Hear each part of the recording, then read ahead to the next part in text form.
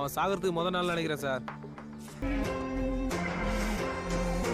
Hai sahabat Movi, Assalamualaikum warahmatullahi wabarakatuh. Film thriller kriminal menawarkan keseruan melalui ketegangan, misteri, dan intrik seperti film yang akan kita ceritakan kali ini. Berjudul Astram, film yang rilis pada tahun 2025, menceritakan tentang detektif Akilan yang menyelidiki serangkaian kasus bundir yang tidak biasa, di mana para korbannya mengalami luka tusuk. Bermitra dengan detektif lain bernama Rocky Suman, dia menemukan pola-pola yang mengganggu yang mengarah pada sesuatu yang lebih jahat. Penasaran bagaimana cerita lengkapnya? Oke guys, inilah alur ceritanya.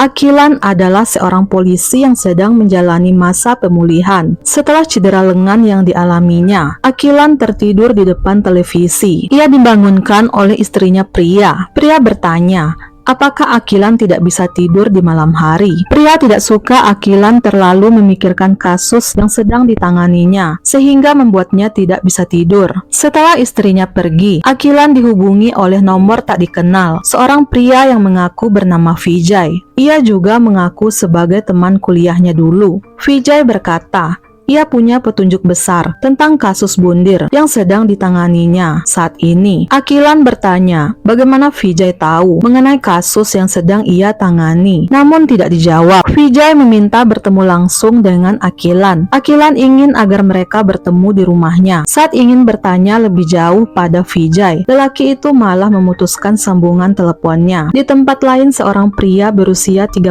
tahun berjalan menuju ke Taman Kokal Kodaikanal. Pria itu melukai dirinya sendiri hingga tewas, membuat orang-orang yang ada di taman menjadi ketakutan. Berita ini pun menjadi trending topik di media. Polisi sedang mengusut mengenai kasus ini. Akilan bertemu Vijay. Akilan langsung bertanya, apa petunjuk besar yang ingin disampaikan Vijay? Namun Vijay malah bertanya kembali, kenapa bahu Akilan bisa terluka? Ia tidak ingin menjawab karena tidak ada hubungannya dengan pembahasan mereka. Namun Vijay berkata, itu ada hubungannya. Akilan akhirnya menceritakan kejadian yang membuat ia terluka. Suatu malam ia mengejar 3 pencuri. Awalnya ia berhasil menangkap mereka. Namun tiba-tiba seorang pria misterius menembak bahunya. Ia dibawa ke rumah sakit oleh orang yang sedang melintas malam itu. Namun Akilan berkata, untungnya ketiga pencuri itu telah berhasil ditangkap. Vijay menanyakan tentang detail informasi yang ia tahu mengenai kasus bundir yang sedang diselidiki Akilan. Namun Akilan tidak mau membagi informasi karena sebagai seorang polisi tidak sembarangan orang bisa mengetahuinya. Namun ternyata Vijay mengetahui setiap detail info yang diketahui temannya itu mengenai buku maupun foto yang rusak. Hal ini membuat Akilan penasaran. Akilan mendatangi kantor polisi untuk bertemu atasannya Raja Velu. Ia berkata bahwa kasus bundir yang terjadi di taman beberapa hari yang lalu memiliki kesamaan dengan 2 kejadian bundir yang terjadi sebelumnya beberapa minggu yang lalu. Akilan berkata, kejadian ini terlihat sangat misterius, di mana korban melukai dirinya sendiri hingga tewas, meskipun terjadi di lokasi yang berbeda, namun memiliki motif yang sama. Akilan menceritakan tentang sebuah buku yang menuliskan pada abad ke-8 di Jepang, siapapun yang mengkhianati keluarga kerajaan akan dihukum dengan dipaksa menusuk diri mereka sendiri hingga tewas. Akilan mengetahui hukuman itu dari buku, namun karena sebagian buku terbakar, ia tidak bisa membaca seluruh isi buku. Akilan mencurigai kasus ini sengaja dilakukan di tempat umum untuk menarik perhatian polisi. Ia ingin menyelidiki kasus ini, namun Raja Velu berkata, saat ini Akilan sedang cuti sakit. akan ada masalah jika ia terlibat. Namun karena keinginan Akilan, Raja Velu terpaksa memberikan kasus itu untuk diselidiki oleh Akilan. Akilan menghubungi rekannya, Ruke Suman, untuk pergi ke Chennai. Mereka mengunjungi rumah korban pertama yang bernama Vinod. Orang tua Vinod bercerita mengenai kejadian saat putra mereka melakukan bundir di depan mata mereka. Akilan memperlihatkan dua foto pria lain yang melakukan bundir, namun kedua orang tua Vinod tidak mengenal mereka. Orang tua Vinod berkata, sehari sebelum kematian Vinod, ia terlihat sangat marah. Saat akan pergi, ia melihat seorang lelaki pengantar air. Mereka bertanya, apa ia mengenal Vinod? Lelaki itu menjawab, ia mengenal Vinod sebagai pemuda yang ramah. Namun sehari sebelum kematiannya, ia melihat Vinod marah sambil menghancurkan sebuah foto di belakang rumahnya. Akilan dan Suman mengambil foto itu yang terlihat sudah rusak. Mereka berniat akan memperbaikinya untuk melihat siapa orang yang ada di foto itu. Keesokan harinya mereka mengunjungi korban kedua yang bernama Selva sambil bertanya kepada ibunya apa ia mengenal dua pria yang ada di foto. Namun ibu Selva menjawab tidak. Ia menceritakan saat ia sedang menjemur pakaian, ia melihat Selva melukai dirinya hingga tewas. Sehari sebelumnya, Selva marah lalu menghancurkan semua barang yang ada di rumah. Suman berkata, hal yang menjadi tanda tanya, kenapa barang-barang yang dirusak oleh Selva semuanya berwarna hitam dan putih, sedangkan barang-barang yang berwarna lain tidak dihancurkan. Hal ini ditambah dengan kecurigaan Akilan. Kenapa Selva berkata ia tidak menyukai benda-benda itu setelah menggunakannya bertahun-tahun. Hari berikutnya, di Taman Kodaikanal, mereka bertanya tentang kasus kematian pria ketiga. Salah seorang saksi berkata, awalnya ia mengira korban akan menyakiti orang lain. Ternyata ia menyakiti dirinya sendiri. Saat Suman diminta memeriksa CCTV sekitar taman, Akilan melihat anak-anak yang sedang bermain. Ia teringat dengan istrinya pria. Ada gangguan di rahim pria, hingga mereka sulit memiliki anak. Saat Suman kembali, ia menunjukkan rekaman CCTV pada hari kejadian, di mana terlihat sebuah mobil yang terparkir di sana dalam waktu yang lama. Mereka mencurigai mobil itu, namun kamera CCTV tidak menjangkau semua sisi mobil. Akilan dan Suman menuju ke rumah korban ketiga. Mereka bertemu dengan istri korban. Di sini ada informasi yang tidak sesuai karena istri korban mengatakan bahwa mereka beragama Hindu, sedangkan saksi mata di taman sempat melihat korban berada di gereja. Merasa curiga, Akilan bertanya apakah suaminya punya teman yang beragama Kristen. Ia pun menjawab punya. Teman suaminya itu bernama Adi Sayakumar. Mereka menemuinya lalu menanyakan beberapa pertanyaan. Kemudian mereka menuju ke gereja, bertemu pendeta. Di sini pendeta mengatakan bahwa Kumar adalah lelaki baik, tidak ada gerak-geriknya yang mencurigakan. Suman mengundang Akilan dan pria untuk datang ke pesta 7 bulanan kehamilan istrinya Anika. Akilan membayangkan andai saja istrinya bisa hamil, mungkin saja mereka juga akan mengadakan pesta seperti itu. Suman mengerti kesedihan Akilan. Ia berkata,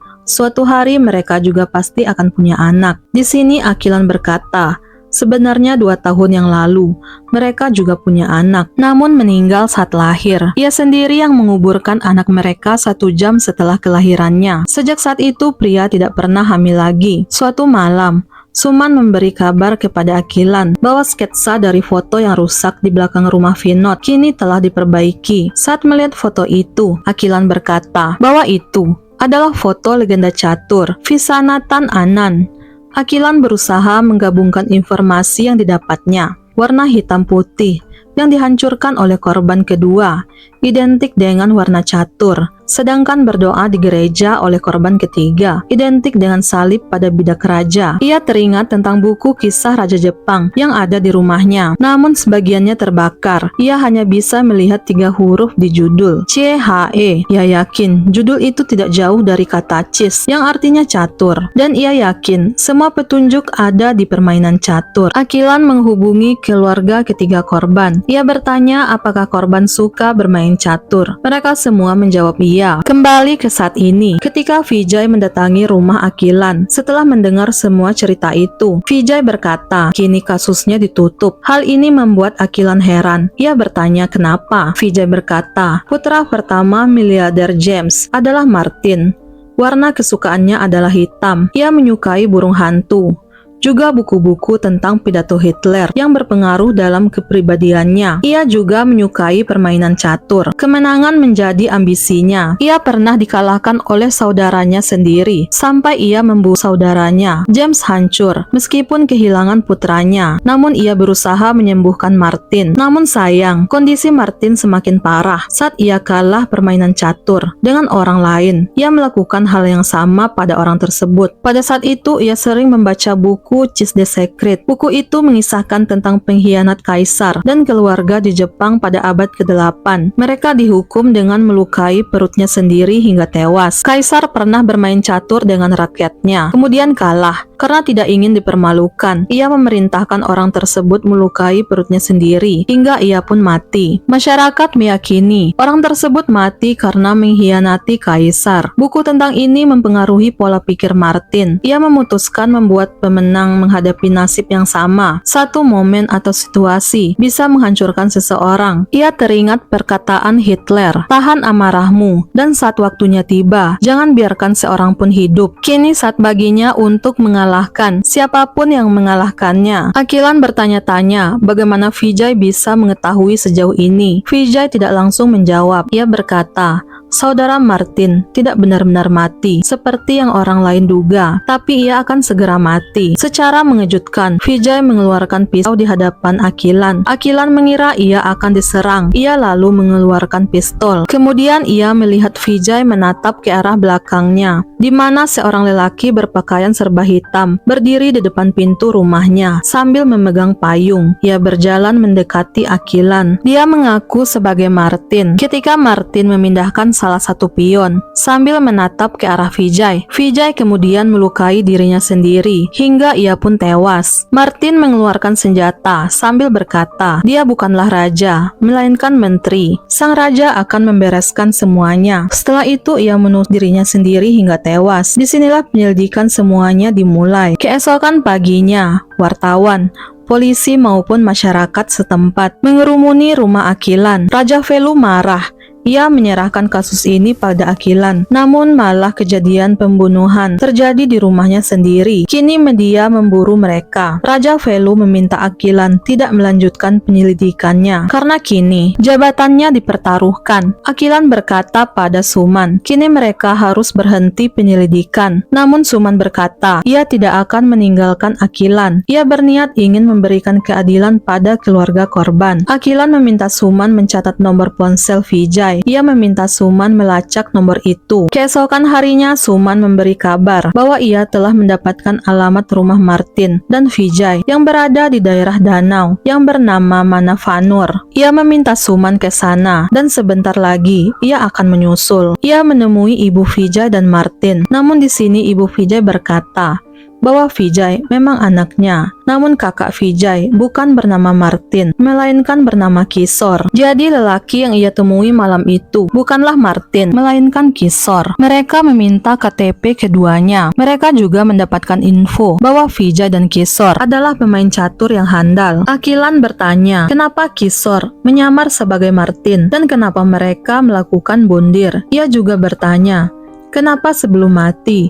Vijay berkata bahwa saudara Martin akan segera mati. Suman meninggalkan nomor ponsel Akilan pada ibu Vijay dan ia memberikan sebuah kotak agar diberikan untuk Akilan. Di saat bersamaan Akilan berlari memanggil Suman karena ternyata istrinya telah melahirkan anak perempuan. Untung saja ada pria yang merawatnya. Ternyata Suman lupa membawa ponselnya. Polisi bernama Tamil Selvan mengunjungi rumah Akilan. Ia bertanya, bagaimana Vijay dan Kishore bisa melakukan bondir di rumahnya. Polisi juga mencurigai Akilan yang meninggalkan nomor ponselnya di rumah Vijay saat dirinya sedang cuti. Selvan mengatakan, bisa saja Akilan akan dijadikan sebagai salah satu tersangka. Akilan berkata, ia Ia mengenali Vijay sebagai salah satu teman kampusnya, namun mereka tidak begitu dekat. Namun suatu hari, Vijay menghubunginya. Ia berkata, memiliki informasi mengenai kasus yang sedang ditanganinya. Mereka berbicara di rumahnya, tapi ia tidak tahu kenapa Vijay dan Kishore bisa melakukan bondir di rumahnya. Selvan tidak langsung mempercayai Akhilan. Raja Velu menghubungi Selvan. Ia berkata, sebentar lagi cutinya akan habis. Ia menyarankan agar Akhilan memperpanjang cutinya 15 hari lagi dan membiarkan Tamil Selvan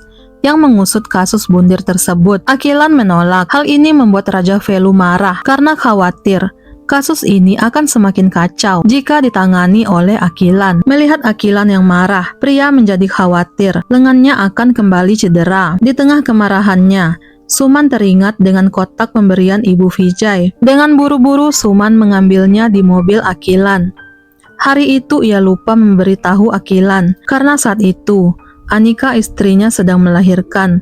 Suman memberikan kotak itu pada Akhilan yang ternyata berisi patung burung hantu. Ia teringat cerita Vijay bahwa Martin menyukai burung hantu. Akhilan membanting patung itu hingga menemukan sebuah kunci di dalamnya yang tertulis rangkaian nomor. Suman menduga itu seperti nomor ponsel. Akhilan berusaha membuka gembok itu dengan rangkaian nomor yang belum terpecahkan. Ia mengolah informasi yang didapatnya. Ternyata untuk membuka kunci itu dengan nomor yang ada di plat mobil yang terlihat di Taman Kodekanal. Dari nomor itu juga identik dengan nomor ponsel seorang psikolog bernama Dr. Rudran. Akhilan dan Suman menggerebek rumah Dr. Rudran. Ia heran apa yang terjadi. Akhilan mulai ragu. Mereka telah menangkap orang yang salah. Ia berpikir, mungkin pelaku sengaja menjadikan Dr. Rudran sebagai kunci dalam artian metafora. Akhilan menceritakan mengenai penyelidikannya. Dr. Rudran berkata, mungkin informasi yang ia berikan bisa membantunya. Dahulu ada raja yang menguji keterampilannya. Ia bermain catur dengan rakyatnya. Suman menyela, ia tahu ceritanya. Dalam permainan itu raja kalah, lalu menyuruh rakyatnya melakukan bondir. Dr. Rudran tersenyum. Ia berkata, mereka tidak mengetahui kisah selanjutnya. Setelah itu, raja bermain dengan rakyat lainnya. Namun kali ini dialah yang menang. Dia pun melakukan bondir. Suman heran bagaimana seorang rakyat bisa membuat raja melakukan bondir. Dr. Rudran berkata, itu adalah kekuatan strategi. Itu disebut sebagai mesmerisme, yang artinya menggunakan cara bicara yang hipnotis, yang membuat seseorang melakukan apa yang diinginkan tanpa sentuhan ataupun perkelahian. Dr. Rudran berkata, mesmerisme adalah ilmu semu yang tidak memiliki fakta ilmiah. Suman bertanya-tanya, kenapa pelaku membawa mereka ke Dr. Rudran? Akhilan mengatakan, pelaku sengaja membuatnya yang menyelidiki kasus ini. Korban pertama melakukan bondir di rumahnya, namun korban kedua dan ketiga mati tidak jauh dari rumahnya. Sebelum kematian korban ketiga, Akhilan mendapatkan buku di depan rumahnya. Ia yakin Martin yang asli pasti sengaja melakukan itu. Ia yang membuat Vijay menemuinya dan meyakini Kishore adalah Martin. Akhilan mengatakan, mereka memiliki petunjuk tentang Martin. Ia adalah lelaki yang menyukai warna hitam, menyukai burung hantu, dan sangat mengidolakan Hitler. Akhilan yakin lelaki itu pasti adalah orang yang tertutup. Tiba-tiba Suman mencurigai lelaki bisu yang bekerja di bengkel di dekat rumahnya. Akhilan teringat perkataan Kailas.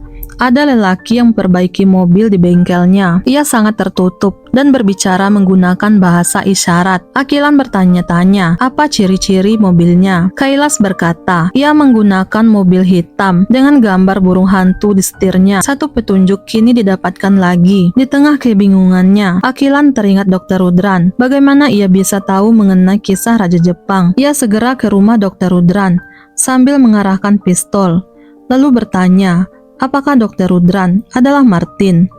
Ia menjawab tidak sambil mengarahkan pisau perutnya. Untung saja Akhilan segera membawanya ke rumah sakit. Dokter berhasil mengobati lukanya. Akhilan bertanya pada Dr. Rudran bagaimana ia tahu mengenai kisah Raja Jepang dan kenapa ia ingin melakukan bondir. Dr. Rudran mulai bercerita. Dirinya, Pendeta, dan juga James adalah sahabat baik. James memiliki putra bernama Martin dan juga Brito. Martin terobsesi dengan Hitler. Ia juga menyukai burung hantu. James pernah menghancurkan foto Hitler di kamar Martin. hingga membuatnya sangat marah. Tapi James sangat menyayangi ibunya. Namun sayang, ibunya meninggal karena suatu penyakit. Martin bermain catur bersama adiknya Brito. Namun karena ia kalah, ia membunuh adiknya. Ia membuang mayat adiknya di semak. Namun perbuatannya diketahui oleh seorang anak laki-laki lain, hingga membuat Martin tertangkap polisi. Karena kekayaan James, menyuap polisi agar tidak menahan Martin. Dr. Rudran pernah berkata bahwa mereka telah melakukan kesalahan dengan tidak menahan Martin. Bahkan saat ibunya masih hidup, mereka tahu bahwa Martin mengidap sakit mental. Ia terlalu percaya diri dengan kesuksesannya, namun tidak bisa menangani kegagalan. Ini mirip dengan kepribadian narsistik. Itu sebabnya ia sampai membunuh saudaranya sendiri. James meminta Rudran membantu menyembuhkan Martin. Rudran berkata, Martin tidak mungkin selalu menang. Ia harus belajar menerima kegagalan. Mereka harus memulai dengan permainan catur yang disukai oleh Martin. Saat ia kalah, ia harus belajar menerima kekalahan. Rudran yakin, lama-kelamaan, Martin akan sembuh. Saat Martin melawan anak laki-laki lain dalam permainan catur, ia pun kalah. Itu membuatnya menjadi histeris. Pertandingan kedua, ketiga, dan berikutnya, ia pun kalah. Namun lama-kelamaan, Martin bisa mengendalikan emosinya. Ia tidak lagi histeris, namun ia memendam kemarahannya. Ia tahu, ternyata ayahnya membayar mereka semua untuk mengalahkannya. Martin membawa ayahnya ke rumah mereka yang ada di puncak. Ternyata ia ingin bermain catur dengan ayahnya. Sorot mata tajam terlihat di wajah Martin yang menyimpan kemarahan. Ia sengaja kalah, lalu memukul ayahnya dengan sebuah botol, kemudian membakarnya hingga meninggoy. Kemarahan Martin tidak sampai di sana. Hingga beberapa tahun berlalu, keberadaannya menjadi misteri. Kini Martin kembali dengan menguasai ilmu hipnotis. Ia berkata, Brito belum mati, namun ia akan segera mati. Itulah kenapa mayatnya tidak pernah ditemukan. Martin juga berkata, siapapun yang mengalahkannya, maka ia akan segera mati. Dr. Rudran mengatakan, perawatan yang ia berikan pada Martin malah membuat banyak orang menjadi korban Martin. Ia menyesal tanpa sengaja telah menciptakan seorang pembunuh. Itulah kenapa ia mencoba melakukan bundir. Martin memberikan petunjuk kepada Akilan karena ia tahu Akilan yang dulu melaporkannya ke polisi saat ia membunuh saudaranya. Kini mereka mencari petunjuk tentang Brito yang hilang pada tanggal 13 November 2007. Tidak berselang lama, Kailas melaporkan bahwa ia melihat mobil yang sama yang sedang melintas menuju ke daerah Monjikal. Akilan menghubungi Suman bahwa mobil yang mereka curigai menuju tidak jauh dari rumahnya. Suman diminta melacak mobil itu. Namun tidak berapa lama, seorang lelaki keluar dari mobil tersebut, berjalan ke dalam rumah Suman. Ternyata dialah Martin, dan Suman ternyata tidak lain adalah Brito, adiknya. Namun ia tidak ingat apa-apa sejak percobaan pembunuhan terhadapnya. Ia pun mengalami amnesia. Martin berkata, haruskah ia memberitahu sebuah rahasia? Sambil memperlihatkan arloji di tangannya, ia mengucapkan mantra hipnotis seperti yang ia lakukan pada korban-korban sebelumnya. Akilan yakin akan terjadi hal buruk pada Suman. Ia memacu mobil ke rumah Suman, namun mobilnya mogok. Ia berlari agar segera sampai di rumah Suman. Saat Suman akan menyakiti dirinya sendiri, Anika datang di waktu yang tepat untuk mencegahnya. Namun sayang, Anika malah terkena pisau tersebut yang membuatnya meninggoy. Suman menusuknya sendiri. Di saat bersamaan Akilan datang, ia melihat Martin adalah lelaki yang sama yang membawanya ke rumah sakit saat ia terkena tembakan di lengannya. Ternyata Martin jugalah yang telah menembaknya. Martin sengaja membawanya ke rumah sakit agar ia bisa membalas dendam, karena dulu Akilan adalah anak laki-laki yang melaporkannya ke kantor polisi saat dirinya mencoba membunuh adiknya Brito. Perkelahian antara Martin dan Akilan tidak bisa dielakkan. Terlihat kedua lelaki itu sama kuat. Martin memukulkan benda keras ke kepala Akilan hingga ia terkapar. Dengan sisa tenaganya, Akilan melawan Martin hingga lelaki itu tidak berdaya. Karena korbannya kali ini, yaitu Suman, belum meninggoy. Martin lalu menusuk pisau ke perutnya sendiri hingga ia pun tewas. Anika tidak tertolong, sedangkan bayi perempuannya dijaga oleh pria. Kondisi Suman terlihat lemah. Akilan bertanya apa yang dikatakan Martin hingga ia mau menuruti perkataannya. Suman bangun, melepas selang infusnya sambil berjalan melewati mereka. Ia berkata, "Haruskah aku memberitahumu sebuah rahasia?" Terlihat Suman masih dalam pengaruh mantra Martin. Film pun berakhir.